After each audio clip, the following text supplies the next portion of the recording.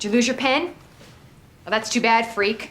Otherwise, you could write yourself a little note about how much Natalie hates your retarded guts and that I called your wife a fucking whore. Hey, don't say another fucking word. About your whore of a wife?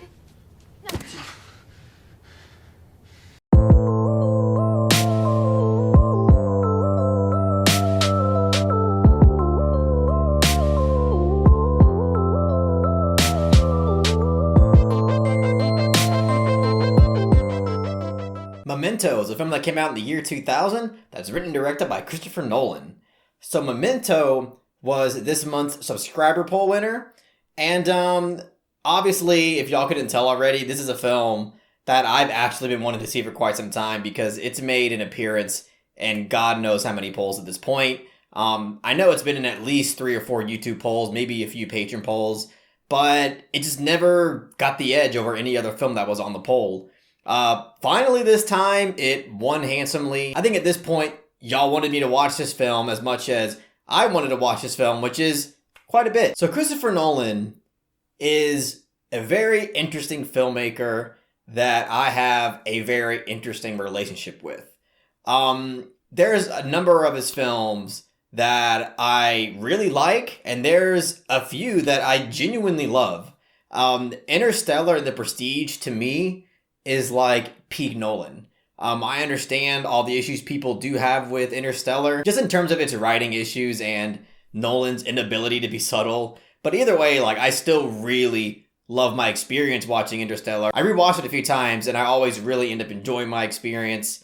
The Prestige, that's another film that I saw about a year ago and really, really loved. To me, that's the best Nolan film I've ever seen, even more than Interstellar. The Prestige, I feel like on every phase is Nolan's best film. And then you have other films like Inception and Tenet that are conceptually mind-bending films. I mean, it's mind-bending and mind-blowing. And those are films that I still like quite a bit, despite the reoccurring Christopher Nolan writing flaws. And I guess my takeaway from all this is that so far from all the Nolan films that I've seen, I genuinely think that he is an amazing director. I think in terms of being a visionary, he's incredible. The only thing that I always run into with pretty much all of his films, except for perhaps The Prestige, is just, again, as I mentioned, writing issues that are clearly reoccurring throughout all of his films. And now after watching Memento, which is a film that a lot of people genuinely love, I gotta say, Memento just didn't do it for me. But here's the thing, conceptually speaking, I think it rocks. I think this is a incredible concept. The most obvious concept that everybody knows going into this film at this point is the fact that it's presented backwards. Not that the entire film is presented in reverse speed or anything like that, but the structure of the narrative is presenting the events from the end of the film to the beginning. But what I dug even more about the concept is that there's this other timeline that's presented in black and white that's actually linear and is presented at a certain point in this film's narrative. And near the end of the film, there's actually a point where both of these timelines merge, and it's actually presented visually. It's presented visually through this kind of color grade transition, and that's what I think I appreciated the most out of the film, was the way that this film was able to present how these two timelines matched up and merged. And I also gotta say that I was a hell of a lot more interested in the second half of this film than the first half. I thought the second half was a whole lot more engaging. There were just more elements that were present in the writing, the characters, and the story overall, and even the filmmaking that I just found a lot more compelling than what I was seeing in the first half of this film. The first half of this film just runs into all of Nolan's weaknesses, which made it really difficult to watch. Because as I mentioned in the precursor of this video, pretty much all the problems I have with Nolan as a filmmaker is within its writing. All of the expositional dialogue that I just cannot stand in Nolan films is constant and rampant in the first half. I mean, it's basically nonstop, where I feel like every piece of dialogue is just there so the audience can understand something about the plot, about the concept, about the character.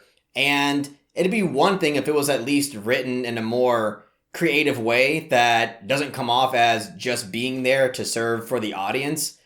But unfortunately, it's just not the case. Like, all of the dialogue to me felt incredibly unnatural. And to make things worse, there's a lot of voiceover narration in this film because it's obviously trying to capture that noir style.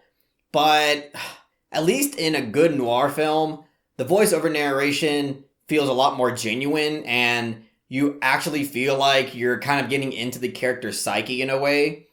But in this film, again, as I mentioned, the voiceover narration doesn't come off natural, and it feels like, again, it's really just there so that way the audience can understand a bunch of shit. And then to make things worse, the lead performance from Guy Pearson was just a total flatline to me. I mean, he gave a wooden performance, and I felt like he had like zero personality as a character. And I understand that the appeal behind his character isn't exactly supposed to be his personality. It's supposed to be more about other elements in regards to his character, such as the whole short-term memory loss thing, and, you know, him writing everything down all the time and tattooing really important information on his body all the time so he doesn't forget. Like, I understand, like, those are the elements of his character that makes him interesting, or at least supposed to make him interesting. But to me, like, even that stuff just didn't have the best execution, combined with the fact that he's just... I don't know, I haven't seen Guy Pearson in a lot of movies, so I can't say if he's not a good actor overall, but his performance in this film was not impressive in the slightest. So unfortunately for the vast majority of this film, I just felt like I was watching actors delivering lines.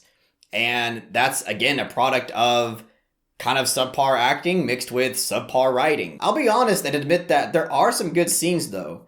One of the scenes that really stuck out to me was this kind of vicious fight between Carrie-Anne Moss's character and Guy Pearce's character, where, like, some really vulgar and disgusting insults were said to Guy Pearce's character from Carrie-Anne Moss's mouth. And I was like, damn, like, Nolan actually went in on the writing here and wrote some pretty fucking harsh shit. So I'll give him some props there, and I'll also give props to Carrie-Anne Moss for delivering a performance there that I actually found believable. And another aspect of the film, and even scenes that I did like, had to do with Guy Pearce's backstory, having to do with this character named Sammy. And not only did I like the twist that was revealed in regards to the relationship between Guy Pearce and that story, but just the kind of flashbacks that were shown in regards to that story about Sammy, I thought was effective. Harriet Sansom Harris, who plays Miss Jenkins in this film, she arguably gives the best performance in the film. I mean, she barely has any screen time, but the amount of emotion that she has to convey and deliver in regards to this tragic and complex situation, I thought she really killed it. Like, that was like one performance in the film, for the most part, where I could always count on and be like, she's gonna give a good performance. But another element of this film that I unfortunately just couldn't get behind were the transitions to the black and white timeline. Not only did I find the transitions to be really abrupt and without any kind of finesse, but the scenes that were being portrayed in this black and white timeline basically portrayed the main character talking on a phone the entire time. And, you know, I understand how the phone fits in with the plot and everything, but the whole phone situation just seems like Nolan was really forcing the phone element to be in the story for, again, the sake of the character spewing a bunch of information to the audience. And again, all this information that's being spewed to the audience through the dialogue has everything to do with the film. It has to do with the plot. It has to do with the characters. It has to do with the character themes. It's how you learned about the whole Sammy Jenkins plotline and the character plotline. It all just really makes the film feel like a script. It makes it feel like somebody clearly just wrote all this down and is now getting actors to portray it, and I just wasn't buying it for a lot of the film. And I also unfortunately found the color grading to this film to look kind of amateur. It almost didn't even look like there was any color grading. It just looks very stale. It's not the cinematography itself, even though I wasn't blown away by the cinematography. It's just the look of it in terms of the color grading and possibly the lighting. So yeah, unfortunately, the writing just severely dragged this film down quite a bit. And also the performances, mainly the lead performance from Guy Pearce. And, I mean, conceptually, as I said, I think it's awesome. Like, the concept of this film rocks. And it's really interesting that Gaspar Noé said that he was inspired from Memento to make Irreversible a year later. So at the very least, I have to give Nolan credit, and I have to thank him for inspiring Gaspar Noé to make Irreversible. I guess Memento baby crawled so Irreversible can run. So with all things considered, I'll give Memento a generous soft 5 out of 10.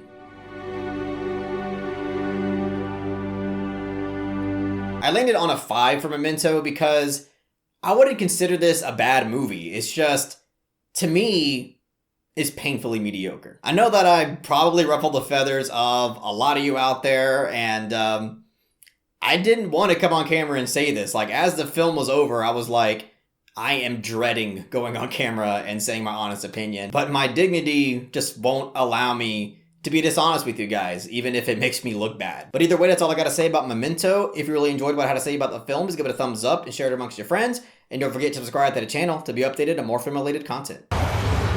What the fuck?